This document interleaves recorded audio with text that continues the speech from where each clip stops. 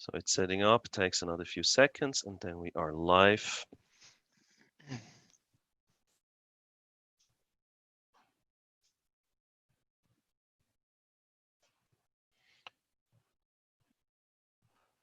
Okay, good evening, everyone. On behalf of Next Career Services and the IM Alumni Association, I would like to welcome you to today's edition of IM Stories, the international edition. It's the second time that we're hosting such a panel discussion with alumni of our international management program. I'm very happy to welcome three guests to this panel discussion tonight. The topic will be on how to follow an international career, as we have a number of students who follow an international management study program or who have intentions and plans to go international. My name is Marcel Hirsiger. I'm a member of the Next Career Services on the campus in Olten and also a member of the board of the IM Alumni Association. I will host tonight's session. The three guests we have tonight are Kilian Meyer. He was in the very first class of the International Management Program and graduated in 2002. He is with a Swiss company called Romelag, specialist and world market leader in very specialized packaging. And he is based both in Switzerland and in Shanghai, China.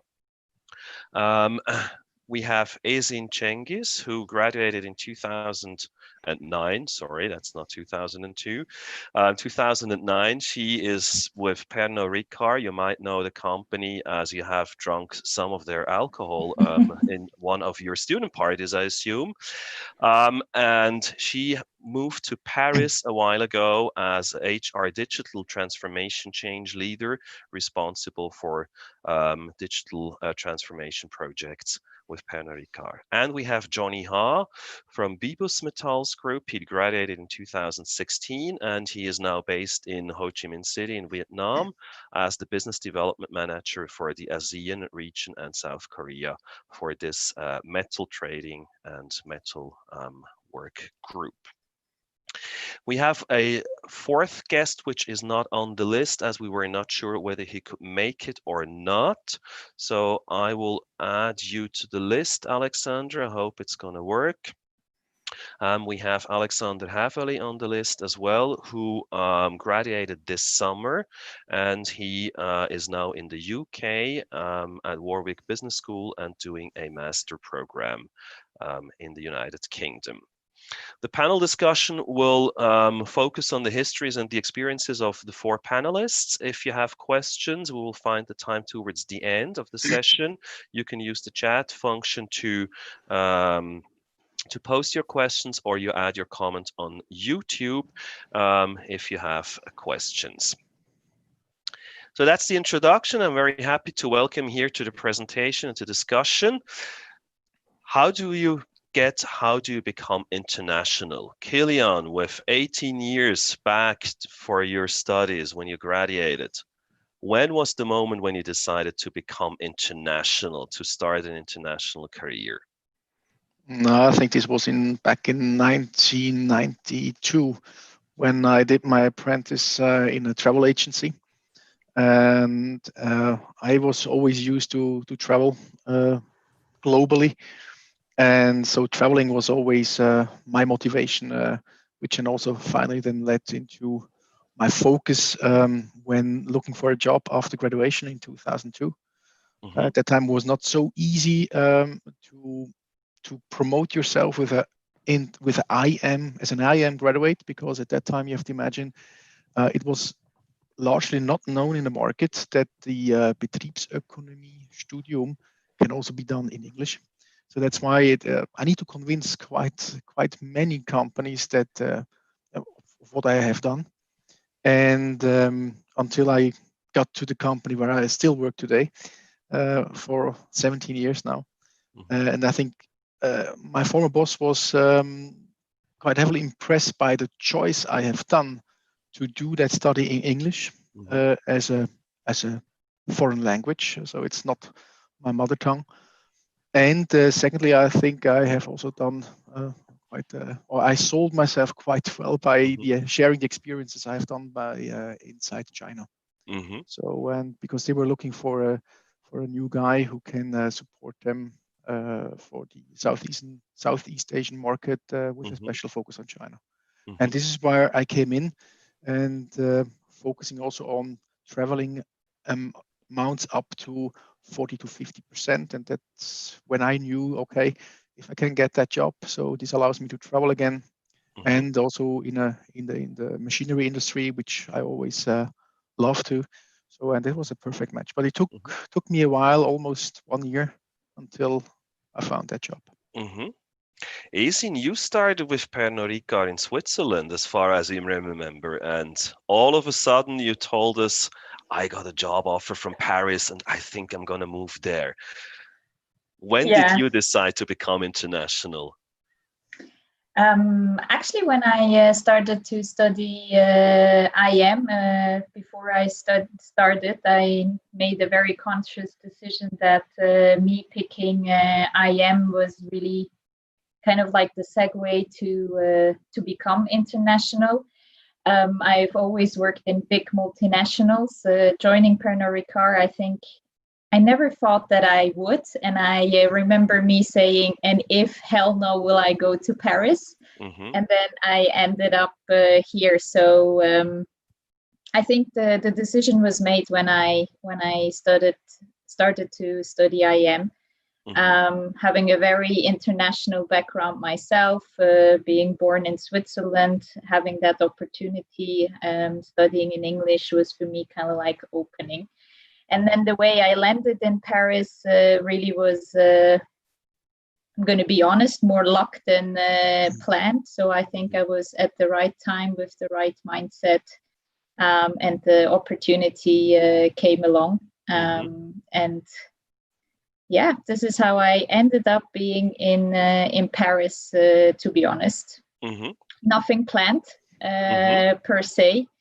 But I think that is what I still hold dear, is be open-minded, having a plan with a vision, what could happen is great. But at least in my case, it was luck, opportunity, and being at the right place with the right mindset, what then brought me to Paris. Johnny, I imagine your path was slightly different. Probably it's no coincidence that you're in Southeast Asia again. So when did you start thinking about moving to Southeast Asia? I mean, you studied in Switzerland, didn't you? Yeah, I started, before I even started to study international management, I always wanted to go back to Asia, to work in Asia. And during my study there, I had the opportunity to do the South Korean exchange semester, and also like the 3 months or 1 month the Beijing Chinese school. So it actually gave me a lot of insights, and also new opportunities, is also to expand my horizon. And I really wanted to. It always made me always stronger to want to move to Asia. So then I was working after my graduation in DKSH. DKSH was one of the biggest company in Asia itself. And I saw, after 1 year working in Zurich, I received a great offer from Vietnam. So I just moved to Vietnam. And after that, I got recruited by Bibus Metals, my touring company, where I had more responsibility, and I could also travel around in Southeast Asia and Korea. So everything like coincidence, but also opportunity, let's say like this.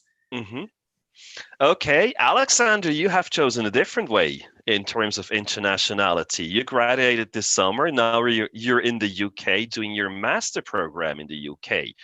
What made you choose a foreign country for a master program?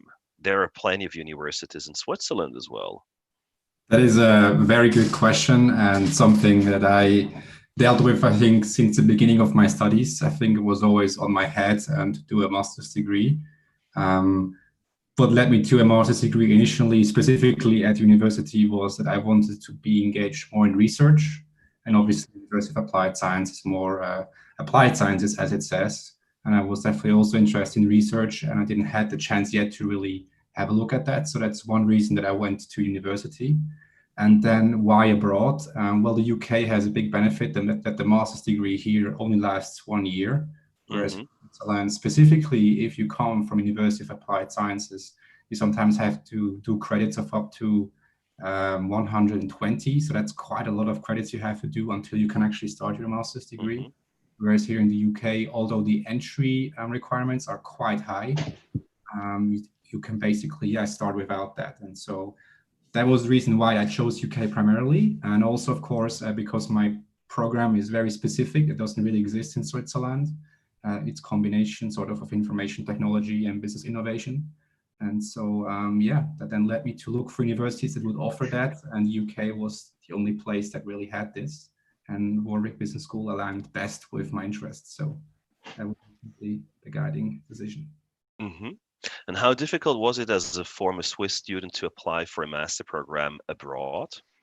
It was quite difficult. I had to do a GMAT. I don't know, some of the guys who want to do an MBA maybe have to do that too. So that required half a year of preparation to do that and to score properly, because if you don't have a certain score, it's pretty difficult to get into some like reputable universities. There was a lot of work, and also in terms of what they want in terms of internships or prior experience. You basically have to sell yourself very, very well. It's like a job interview ultimately. And it was definitely not the easiest thing, but I'm glad I went through it, because I think it also prepares you later on for subsequent job interviews. Okay, application is a key word, obviously, and probably the most important question that we have to discuss tonight. How do I get an international job? Kilian, with 18 years or even 30 years of history, as you mentioned, you started thinking about that in the early 1990s. How do I get an international job? I think that was, to me, it was not that much a question, how do I get it, but rather when do I get it? So having the background of traveling at the time when I was employed at a travel agency. So to me, the study was just an additional backpack for then going out to the job world. And to be honest, I had at least during 10 months, I had at least about 80 to 90 job applications out there. And I also refused 2 job offers until I really found the right one. And of course, I was in a lucky, but also I was in a situation where I could afford that. This is not, I think nowadays, if I talk to younger students, this is not always the same. So I think competition is much more different. So I was rather, growing up in a less competitive environment in that sense. On the other side, as I mentioned before, I had to argue what I have done and why, and because nobody knew about it. And today, international management, most of people knew, even in my company, the HR guys, they knew what it's all about. So, so this was, I had to fight on the other end. So, but I had then a rather an easy path to go, so to say. So for sure, I think the hurdles were, I wouldn't say were less, but the hurdles were different. Ezin, what would you say? How do we get the international job? You're the HR specialist in the round anyway, so you have to tell us, what do we need to do if we want to get an international, if we want to start an international career? Well, I think, again, my reality was completely different to that what Kilian just said. I got the job offer and I didn't apply for it. But I think what is really important is that you're open to yourself, and that you can, when you do your performance reviews or when you talk to your managers, that you really make sure they know that you are international. And then I believe in faith. Sometimes it just happens, and the reality is you don't need to be in a very big multinational to have an international career. The other thing that I learned being a head of HR for many years is that you can be picky, but be open-minded. I think, again, I would have never thought I'd end up in Paris. My shops were New York, Sydney, Hong Kong, Singapore. But it's a step by step. So if you really want to be international, you should not judge the internationality of it if it's really something you want to do. I think HR is not yet there to prepare everybody to get to that open-mindedness. Of course, you have your favorites. But being international in a true sense means that you go and you explore. And I think, like Kilian, I love to travel. And so the farther away for me meant the more international, but it can't be further from the truth, because I do admit it was a struggle. I was a bit too naive jumping in, even having that HR knowledge, because every country functions differently, and it's an opportunity, of course, but it's also a challenge. So stay true to yourself, I think, is something that I say a lot when people approach me. But then again, that openness, that's what I learned the last 18 months. Just be open and try to stretch yourself. Johnny, you went back to Asia, as you said. What would you say? How do we get, I mean, Vietnam sounds like paradise, right? It's definitely the better climate than we have. So Vietnam, perfect. How do I get a job there? Nice beach and a lot of sunshine. No, I totally agree with Ezin. You need to be open-minded. But I think like also I got also a little bit lucky, because the company that I worked for TKSH, they had a lot of connections and network in Southeast Asia. So they were very strong in ASEAN. And it's also about networking, right? It's also about your relationship. Because like at that time, I really wanted to work in Asia, but I didn't know how, right? But if you didn't have any relationship in that branches, even if it's a multinational company, they don't really give you a lot of chances. So I think like this is a pretty important point, essential point, especially if you want to move from Switzerland to Asia, where it's an emerging market. It's a different country as well, different working culture. And I also think like, not fate, but I think like you need to have also luck. Like at that time, my boss in Vietnam, my old boss, he wanted to get a European guy who also understood the Asian culture and who also speak Swiss German, because the boss at that time was from Lucerne, the same hometown like me, Swiss German. So it was really easy to convince him to hire me from the headquarters to Vietnam, to convince him to have him as a right-hand man. So I think like it's a combination of networking, luck, and also like the right person, right, at the right place. Now, that was an excellent summary, Johnny, for what has been said so far. But let's be honest, that's a bit frustrating, right? If I want to go for an international career, the first thing you tell me is luck. And I mean, we all know you cannot force luck. But let's rephrase the question in a different way. What are the preconditions? What do you need to bring along if you want to raise your chances, if you want to push the luck into your direction a little bit more? Ezin, as the HR person again, what can we do to make it more probable to get an international career, to have the luck on our side? I mean, even if I said it doesn't need to be a big multinational, I think what is reality, you need to understand the organization you are in. Do they have these opportunities, right? I mean, if they don't have the opportunities, it's difficult. But it's also being patient and persuasive. I think before I actually did the move, when I look back, I had a lot of these discussions that I actually want to be international. And so when luck meets patience and you being persuasive, but also have a track record, I think that's something that is changing completely. Pernod Ricard being a family company, and now we are no longer. what I mostly hear is before you got the jobs because of networks. And I completely agree, Johnny, you need to know the people.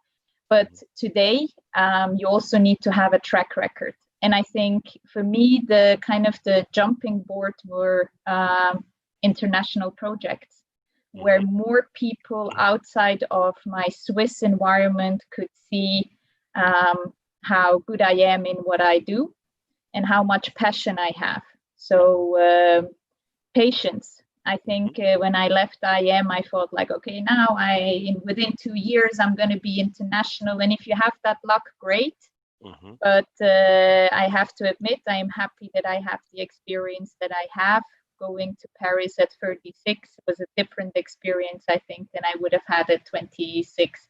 So you need to be persuasive. You need to sell yourself and be patient.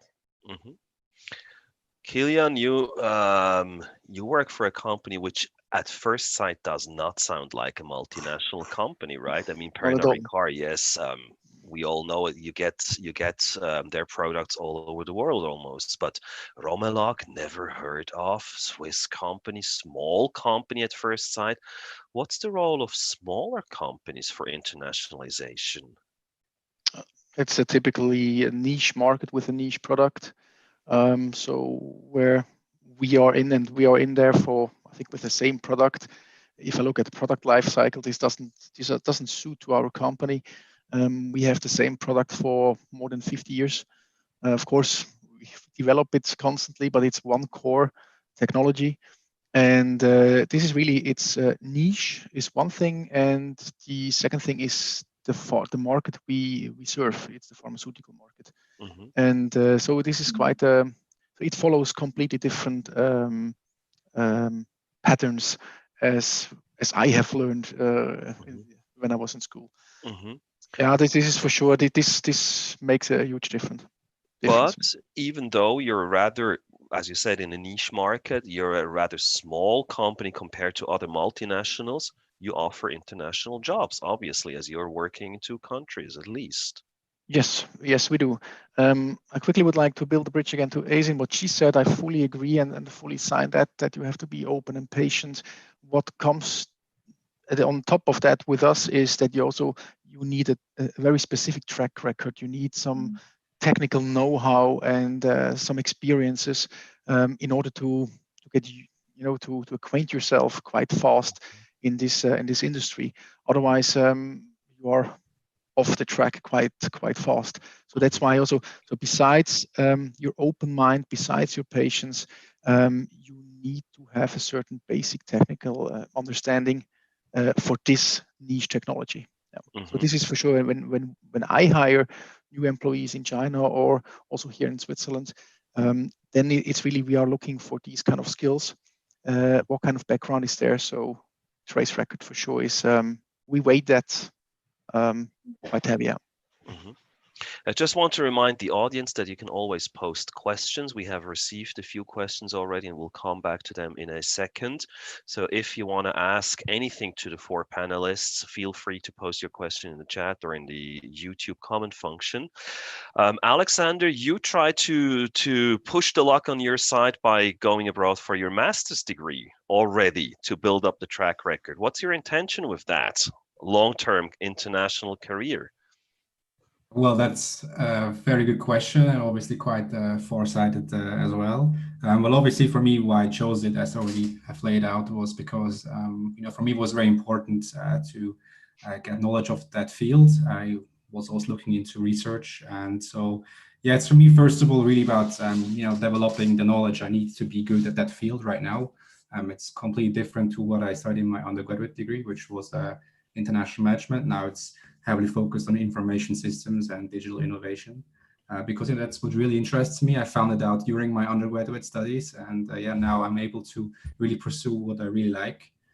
So yeah, it's really about developing the knowledge base and hopefully either being able to apply it in a more research-intensive setting, and maybe in the long term, being able to help companies and support them in their way. I think here in the UK, I can only speak obviously for the UK here. The changes due to COVID and its implications due to our own digital innovation are really far-sighted, and we really see that here. And our ability to cooperate and apply this knowledge with corporations is really nice. And hopefully I'll be able to do that in the future as well. I think there's nothing better than really seeing companies thrive. If I can contribute to that, that's of course incredible. Mm-hmm. Now, we have talked about the sunny sides of international careers, and before we come to the questions from the audience, we have to talk about the other side as well. There's always two sides, right? So what's the downsides of international careers? Ezin, I remember when you told us that you had a job offer, but you were hesitating. Paris sounds great, but tell us a little bit about the downsides of being located in Paris or abroad. When I had that dream of being international, it was nice to dream away. But when it became reality, I have to admit I got anxious and maybe a little bit of self-doubt. Can I really do this? I am a very much gut person, and in the beginning, my gut didn't really 100% click in. But then I had a lot of discussions with people who know me really, really well, and they encouraged me, and I'm really happy that they did. I think one of the biggest mistakes I made, looking back, is I went into this too naive. I think we are blessed and at the same time haunted by the fact being born and raised in Switzerland. I truly see that because it is a completely different world. And I think the first couple of weeks and months when I was here, I always compared. And that was the biggest mistake for me. So I had to let go of what I had to really embrace and be open-minded. So that's why I'm saying that, to embrace what is here. So now I fully embrace the city, even if COVID is COVID. But it is really letting go of what I knew was my reality, and then depending on in which culture you are. So Parisians, and I say Parisians and not French, it's not very easy to socialize. They are very close with their own people. So I had to learn that it is not as easy as it actually is for me to connect with people. And so that naiveness in the beginning definitely for me was like questioning myself if I had made the right decision. And then, as it sounds cheesy, but then I met the right people who actually made that side of the career, because I love my job. It's fantastic. It's exactly what I wanted, but I miss that social support system around me. So in the beginning, I was traveling a lot back to Switzerland, and now I can say since July I've not been back to Switzerland because I've kind of found my social circle here. So I should have done a little bit more research about the Frenchies, definitely. It's always so great if you say that to your own expats and then you don't do it. But when it started to kick in, it went so fast, and there was so many things that I had to deal with that I didn't take good care. And the other part is learn the language. Wherever you go, learn the language. It's just so different if you can engage with the people, if you can at least say hi and bye in their language. That was one of the questions from the audience actually so far. What's the importance of language? And I think I saw the others replying in a positive way, learn the local language. Now, Kilian, you're in a slightly different situation in terms of the age of the experience compared to Ezin. What would you say are the downsides of working abroad? I mean, you're based in the two locations in Switzerland and in China, but you spend a lot of time in China, I assume. And one of the questions was, how do you deal with leaving back all the people you know, leaving back the social life, family, and so on? I didn't left them back because I was always mainly home-based in Switzerland. So I was, for 15 years, I was traveling up to 70%.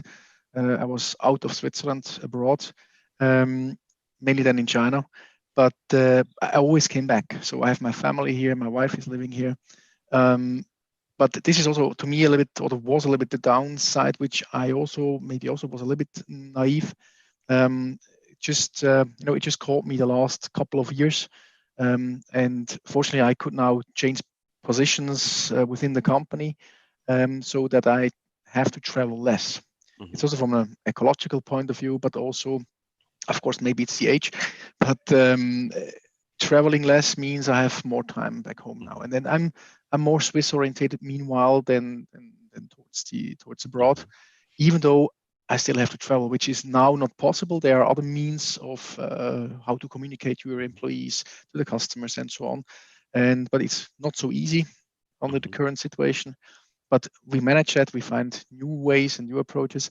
But the downside to me was in fact really family, friends here back home, the social life.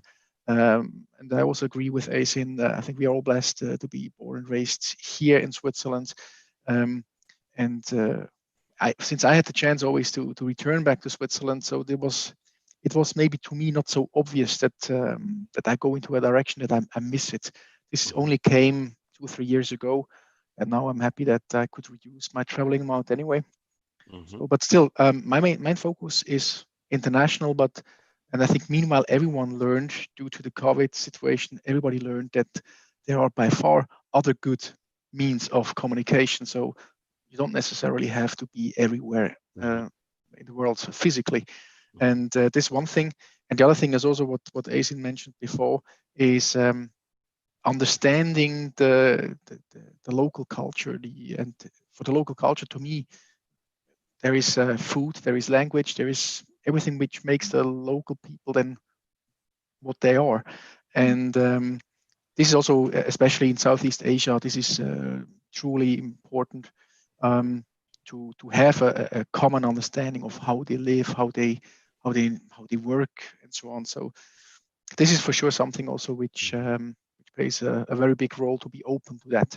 But as I want to say, to be open-minded also requires that you have to be able to make some compromises, whether this is in social life or whatever. So, but you have to be aware of that, which I wasn't in the beginning.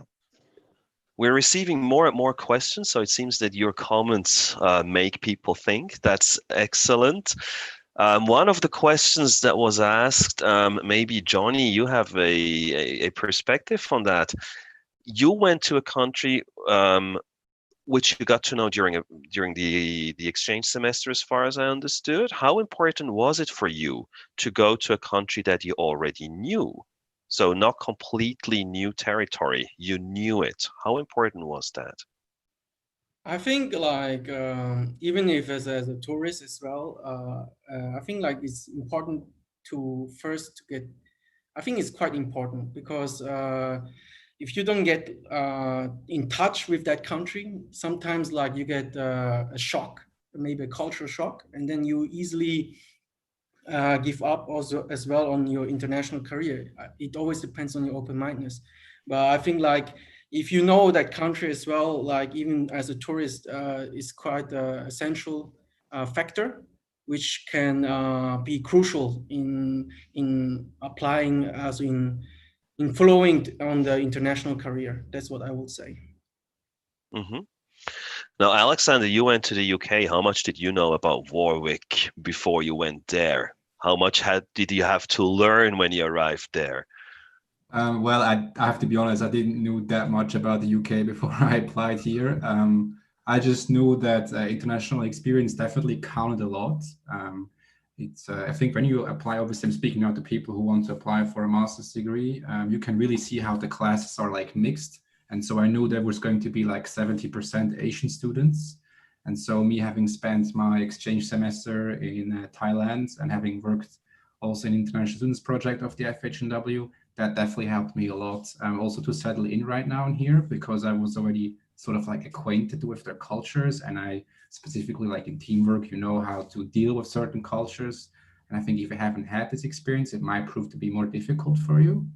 So yeah, that was that. But in terms of the UK specifically, I mean, I did my, let's call it mandatory language stage here in the UK, but yeah, I wouldn't call that really getting to know the culture here. And also it's not that difficult to the Switzerland, I'd say, in general. Let's pick another question from the audience. Before you mentioned a term, you talked about the importance of the track record. What do you exactly mean with the track record? What is it and how do we build it? So I'm sorry, I lost my headset. I hope you can still hear me. Perfect, it works. Yeah. Okay. So with track record, I actually mean the studies you do. So I think for me, international management really is something that even when I moved here to Paris, people would ask me, what is that? Oh, you studied in English. But it was also things that I've done outside. So as you know, I've been the president of the IM Alumni Association for a very long time. That these kind of things, what you do outside of just being at work is really important. And I see it more and more gaining on importance. So what I did as well during my studies is trying to really connect into different projects, and don't be shy to put it on your CV. You may think it is not important. Guys, I was the head of HR for a long time. I still put my presidential years into my CV because it just shows that you are broader than just running after degrees, which is still very, very important. And I think in an international environment, we have to be realistic. 10 years ago, when I graduated, it was really important to have a bachelor degrees. I think now it's really important to move ahead and do other things. So that's why I did my MIS last year. And also at your work. I think if you're a type of person that says, this is my job description and it's the only thing I do, difficult. The more broader you are in your experience, I think that is something that attracts internationality, because it just shows that you're okay with going outside of your little garden, that you want different experiences. And that's, I think, something that I'm still very proud of, that I can show that. And each time when I do something, I definitely put it on my CV. So be open-minded to try out things. If you want to be international, it's reality. Singularity in your CV is less attractive for that kind of experience if you want to take. I'm not saying it's not possible, but it definitely is less attractive for the big companies. We're slowly moving towards the end of the official part of this panel discussion. So if you have further questions in the audience, it's the last moment to ask them over the chat function. Alex, as you have traveled or moved, not only traveled, but moved to the UK, how did you build up the network there? How did you make new friends there? That's a very good question. Well, I've only been out of self-isolation for the last week, so I haven't really been able to connect with too many people physically. But you know, everything here is moved online almost exclusively. So it's mostly about through the career service of our university, which is very extensive, and also via LinkedIn. I think people watching, you know, just reaching out via LinkedIn, being polite and asking for something that is also like senseful. I think people are very happy to offer their help. And yeah, for me, that's proven very useful actually in connecting with alumni of FHNW. Also when working on Explore ASEAN, the ISP of FHNW, just asking for help or for some information that will open many doors. And just remember to be polite, respectful, and learn to accept rejections. I think that's also important. You can't always be successful in that. That's part of the game, I guess. Johnny, how did you build your network in Southeast Asia, which is quite a huge territory? I mean, Alexander is based in one region, but you're in quite a big region. How did you build the network there? I think, like, first of all, you need to focus on if you are in charge for a region. I think like you should first focus on one specific country where you see the potential, not only to get your sales, but also to build up your network, right? So then afterwards, especially in Southeast Asia, relationship is very important. So it's also about like getting who and mentor as well, like who are you in touch with. They can help you, they can recommend you further, and they also help you a lot, not only online, also offline, mouth to mouth as well. So I think like it's also depending, as that's the business side. Private side, I would say you also need to join a lot of business events, like networking events, where you really meet various kinds of industries and people, expats, other kind of people who wants to speak in English or something like that. Then you actually broaden your network step by step. It's not like over the night, right? You need to do it. It takes time, I would say. But after you have built up your international network, it helps you a lot, not only getting you a job, but also anything like prospects, projects, sales, etc. We're coming to a conclusion for today. If you had one last advice, one key message to students, how to start and follow an international career. Alexander, what would be your key message? I'd say give it a shot. You have nothing to lose in applying for jobs. The only thing they can do is reject you ultimately. Just have to give it a shot, and sometimes you will make it, sometimes you won't make it. Take rejections, that's part of it, and get on. I guess that's it. Joni, what would you tell your fellow students who are desperately looking for an international career? What's the key message, the main advice to them? I would say adaptation. You need to adapt to certain situations, circumstances, and be open-minded. And like Alexander said, like doesn't matter whether you get rejection or not, just try it and be adaptable. Azin, your final advice. Greetings from Paris to start the international career. I can just echo what the two younger gentlemen said, and I think I will come back to be patient and be persuasive. I think it is an ability that we had to learn as well, is be able to sell yourself. So that track record, know your track record and accept rejections because they make you stronger, and try to learn from it. So have that test, learn and optimize approach that we use in our transformations, because it's a personal transformation. So everything they said, and be patient and persuasive. Kilian, any advice with a few more years of experience? So I already joined the 3 previous echoes, but just to add on, I think also be authentic and be open-minded, persuasive, as Azin already said, and also show your true interest to the other parties and show them that you are interested in a respectful manner.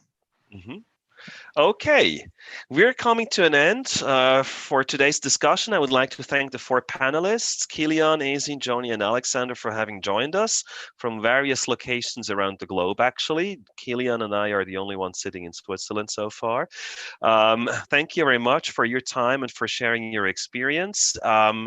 The audience, if you have more questions, the panelists might stay for a few more minutes, or you can post a question on YouTube, or you can send us a message, and then we will forward it to the panelists or try to find a reply. If you want to stay in contact with the IM Alumni Association, you will find more information on our website, imalumni.ch. You can follow us on Instagram, im.alumni, and you will also find us on LinkedIn, IM Alumni.